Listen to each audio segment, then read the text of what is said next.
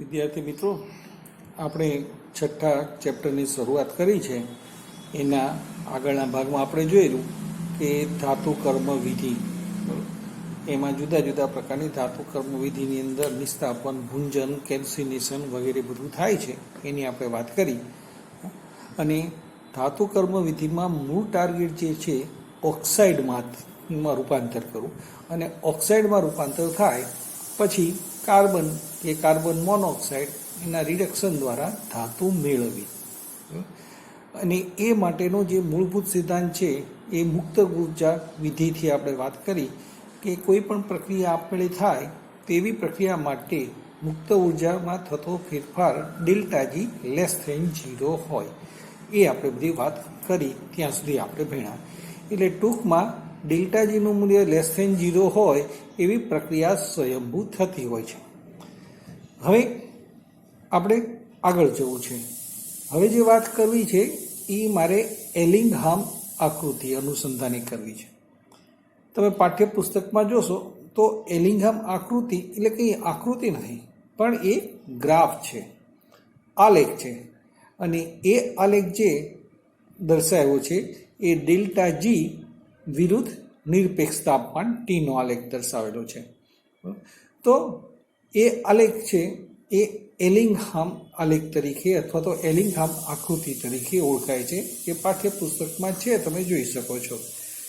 તો એ જે આલેખ છે એ આલેખની મદદથી ડેલ્ટા જીના મૂલ્ય ઋણ થાય અથવા તો ઋણ થવા માટેની શરતો છે એના વિશે થોડી આપણને માહિતી મળે છે. ટૂંકમાં એમ કહું કે જે પ્રક્રિયા માટે ડેલ્ટા જી લેસ ધેન 0 એ પ્રક્રિયા સ્વયંભૂ થાય. એટલે જે છેવટે ઓક્સાઇડ છે એ ઓક્સાઇડનું કાર્બન કે કાર્બન મોનોક્સાઇડમાં રિડક્શન કરીને ધાતુ મેળવવી. પણ ડેલ્ટા જીનું મૂલ્ય જે છે એનો આધાર એન્થાલ્પી ફેરફાર અને એન્ટ્રોપીમાં થતા ફેરફાર ઉપર છે. હવે ઓક્સાઇડ છે સામાન્ય રીતે ઘન સ્વરૂપી હોય ને રિડક્શન કરી અને એ દરમિયાન જે નિપજ બને એ ઊંચું તાપમાન હોય તો પીગલિત સ્વરૂપમાં હોય. એટલે ઓક્સાઇડ ઘન સ્વરૂપમાં હોય, પ્રક્રિયા કરી કાર્બન દ્વારા રિડક્શનની પ્રક્રિયા કરી તો જે નિપજ છે એ કદાચ પ્રવાહીમાં આવે અથવા ઘનમાંથી પ્રવાહીમાં થાય તો એ દરમિયાન છે એન્ટ્રોપીમાં વધારો થાય. આપણે 11માં ભણી ગયા કે વ્યવસ્થામાંથી અવ્યવસ્થા તરફ જાય તો એન્ટ્રોપીમાં વધારો થાય. એટલે ઘન સ્વરૂપ છે વ્યવસ્થિત સ્વરૂપ છે, એમાંથી પ્રવાહી બને એટલે થોડી અવ્યવસ્થા વધે એટલે એન્ટ્રોપી વધે. હવે જો એન્ટ્રોપી વધે તો એન્ટ્રોપીમાં થતો ફેરફાર ડેલ્ટા એસ છે એ વધે તો ડેલ્ટા જીનું મૂલ્ય ઋણ થઈ શકે નહીં. આથી તાપમાન જો ઊંચું રાખી નિરપેક્ષ તાપમાન વધારી દેવામાં આવે તો ટી ઇન્ટુ ડેલ્ટા એસનું મૂલ્ય વધે, જેથી ડેલ્ટા એચનું મૂલ્ય ઘટશે. તો આ છે એલિંગહામ જે આકૃતિ છે આલેખ, એના ઉપરથી માહિતી મળે. તો મૂળ ઓક્સાઇડનું કાર્બન કે કાર્બન મોનોક્સાઇડ દ્વારા રિડક્શન કરીને ધાતુ મેળવવામાં આવે છે. એના જે તબક્કા છે એ તબક્કા હું તમને એક પછી એક સમીકરણો દ્વારા સમજાવવાનો પ્રયત્ન કરું છું. હવે તમે જોશો તો અહીંયા મેં પહેલું સમીકરણ છે ઓક્સાઇડનું છે MXO. એટલે કોઈ એમ એટલે મેટલ છે, એટલે કોઈ પણ એક ધાતુ છે એનો ઓક્સાઇડ કે જે સોલિડ ફોર્મમાં છે એમાંથી ઓક્સિજન દૂર કરશું એટલે x સ્મોલ m આપણે ધાતુ મળશે. એ ધાતુ સોલિડ હશે અથવા તો પ્રવાહી, ઊંચું તાપમાન હોય તો લિક્વિડ પણ હોય, અને હાફ O2 જુદું મળશે. એને આપણે સમીકરણ એ. હવે કાર્બન છે એનું દહન થઈ કાર્બન મોનોક્સાઇડ, એ સમીકરણ આપણને બીજા સમીકરણથી દર્શાવ્યું. હવે સમીકરણ 1 અને 2 એનો સરવાળો કરશું તો જો સમીકરણ આપણે 3 મળે છે. એટલે બંને બાજુ પહેલા સમીકરણમાં હાફ O2 નિપજ તરીકે છે, જે બીજા સમીકરણમાં પ્રક્રિયક તરીકે આપણે લઈ લીધો. એટલે મૂળ સમીકરણ શું મળશે? MXO solid plus carbon it gives x small m એટલે કોઈ પણ મેટલ ધાતુ પ્લસ કાર્બન મોનોક્સાઇડ. તો આપણે ત્રીજું સમીકરણ મળશે. હવે કાર્બનનું કાર્બન મોનોક્સાઇડમાં રૂપાંતર થાય, કાર્બનનું ઓક્સિજન સાથે દહન કરતાં ડાયોક્સાઇડ પણ બને. તો જો સમીકરણ 1 અને સમીકરણ 4 એનો સરવાળો કરતાં આપણે સમીકરણ 5 મળે છે. જો MXO સોલિડ છે, એની હાફ કાર્બન સાથે પ્રક્રિયા કરી તો X મોલ આપણને મેટલ, એમ એટલે મેટલ ધાતુ સોલિડ કે લિક્વિડમાં હોય, પ્લસ કાર્બન ડાયોક્સાઇડ. ટૂંકમાં આપણે જોઈએ તો મૂળભૂત પ્રક્રિયા જે છે એ આ રીતે છે કે કોઈ પણ ઓક્સાઇડ હોય એનું કાર્બન મોનોક્સાઇડ કે કાર્બન વડે રિડક્શન કરતાં એક્સ એમ એટલે એક્સ મોલ મેટલ મળે છે અને કાર્બન ડાયોક્સાઇડ મુક્ત થાય. એટલે આ રીતે આપણને ધાતુ મળે છે. એટલે આ જે છે એ ઓક્સાઇડમાંથી ધાતુ મેળવવાનો મૂળભૂત સિદ્ધાંત છે. તો મિત્રો, આજે મેં વાત કરી જુદા જુદા સમીકરણથી, તો એ સમીકરણ છે એ તમને પૂછે તો લખવા પડે કે એલિંગહામ આકૃતિ અને એની વિશે ચર્ચા કરો. તો આ સમીકરણનો સરવાળો કરીને મૂળ આખું આપણું ટાર્ગેટ શું છે કે ઓક્સાઇડનું કાર્બન કે કાર્બન મોનોક્સાઇડ દ્વારા રિડક્શન કરી અને આપણે ધાતુ મેળવવાની આ આપણો મૂળભૂત સિદ્ધાંત છે. એટલે જે એલિંગહામ આકૃતિઓ છે, આલેખ છે, એ ટેક્સ્ટબુકમાં આપી છે. એની ઉપરથી આલેખ જોશો તો બધી સીધી રેખા મળે છે અને ઢાળનું મૂલ્ય પણ ધન મળે છે. તો તમને એક બીજો પણ પ્રશ્ન પૂછી શકે કે આ એલિંગહામ આકૃતિ છે એની પોઝિટિવ નેગેટિવ એટલે એના ફાયદા શું છે, 2-3 ગેરફાયદા, ગેરફાયદા તો ન કહેવાય પણ મર્યાદા, તેની મર્યાદા શું છે એની ઉપરથી કઈ કઈ માહિતી મળે જે તમને દર્શાવે છે. એટલે દરેકના 1-2 મુદ્દા લખી શકો છો. તો અહીંયા આપણે વાત કરી કે કોઈ પણ ઓક્સાઇડ ધાતુ છે એ પહેલાં તો ખનિજ ધાતુમાંથી કાચી ધાતુ, ને કાચી ધાતુ છે અયસ્ક છે, એમાંથી ધાતુ કર્મ વિધિ કરીને ઓક્સાઇડમાં રૂપાંતર કરીને મૂળ સ્વરૂપે ધાતુ આપણે મેળવી લેવી છે. તો આ રીતે ધાતુ કર્મ વિધિના બધા તબક્કાની વાત કરી. હવે મારે આગળ જવું છે.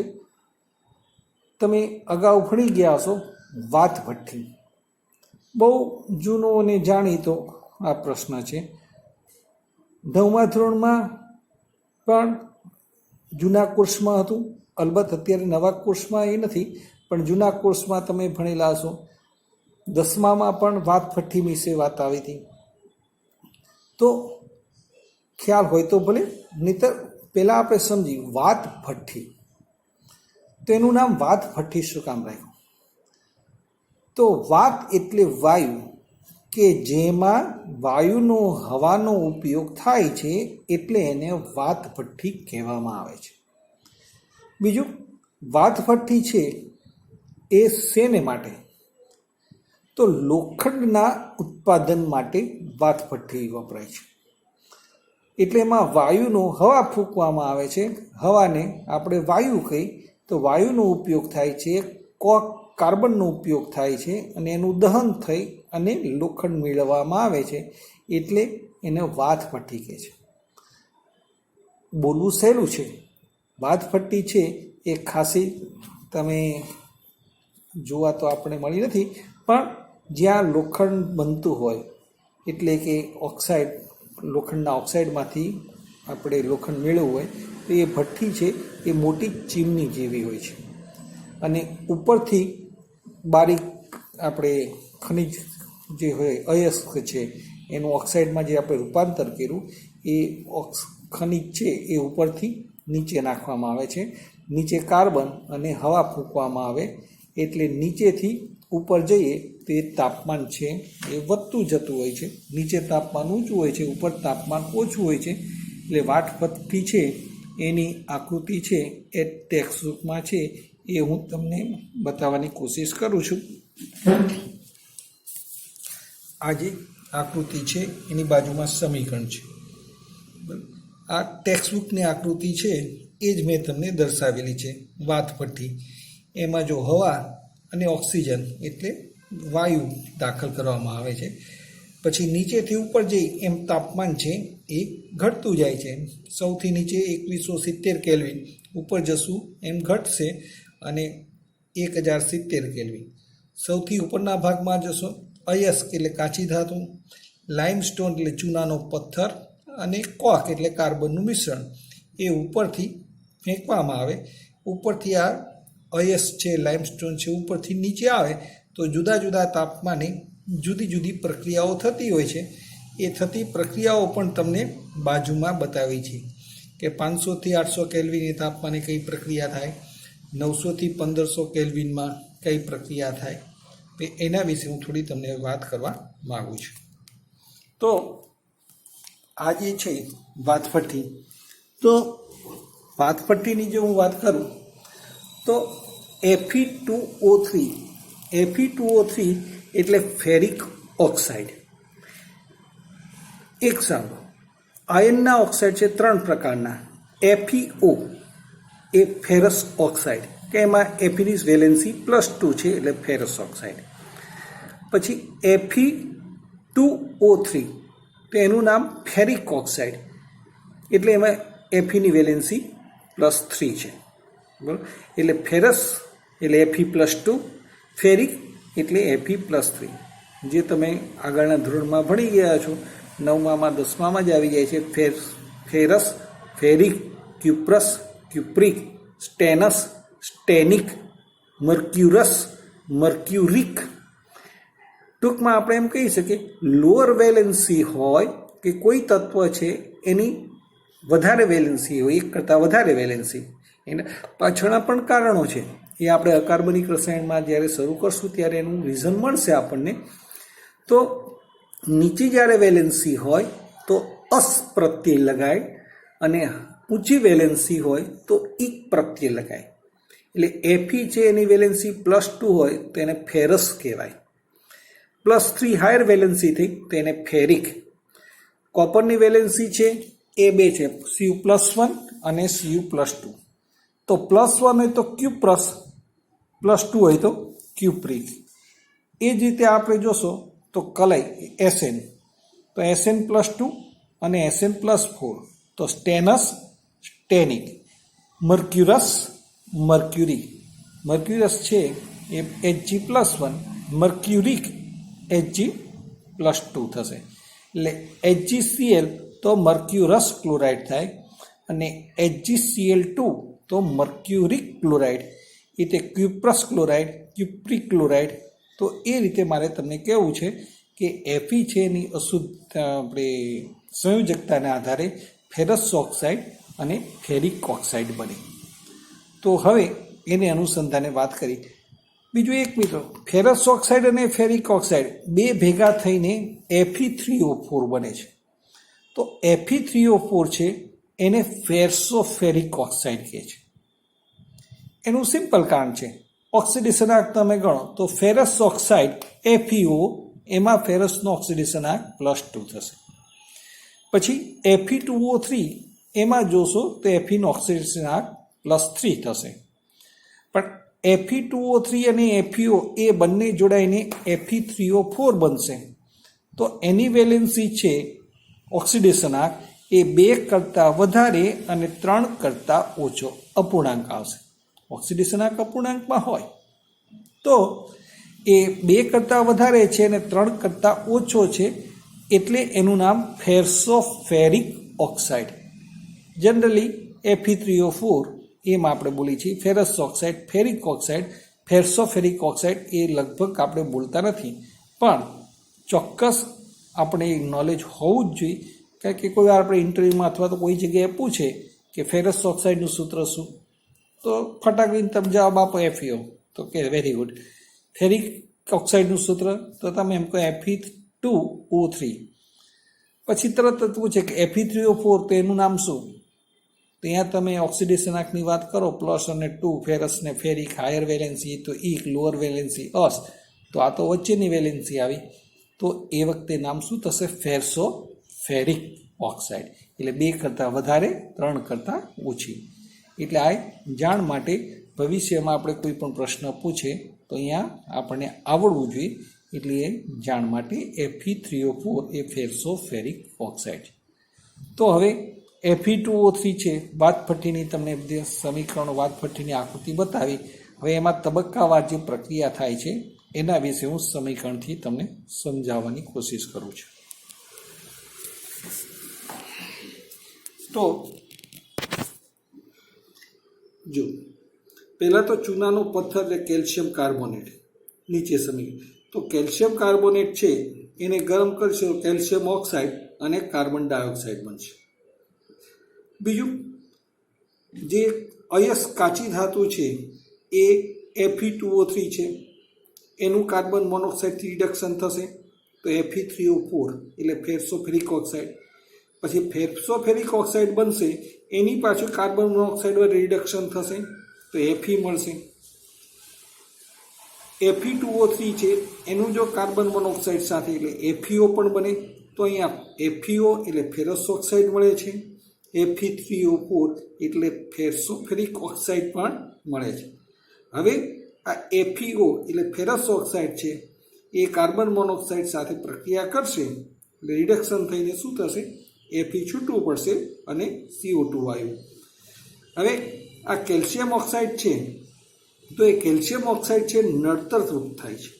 તો એ નડતરરૂપ ન થાય એટલા માટે અંદર રેતી એટલે સિલિકોન ડાયોક્સાઇડ નાખે છે. એટલે CO છે એની SiO2 સાથે પ્રક્રિયા થઈને શું થશે, CaSiO3 એટલે એનું નામ છે કેલ્શિયમ સિલિકેટ. એને સ્લેગ તરીકે ઓળખવામાં આવે છે અને જે હલકો હોય એને એ ઉપર તરતો હોય એટલે પછી એને દૂર કરવામાં આવે છે.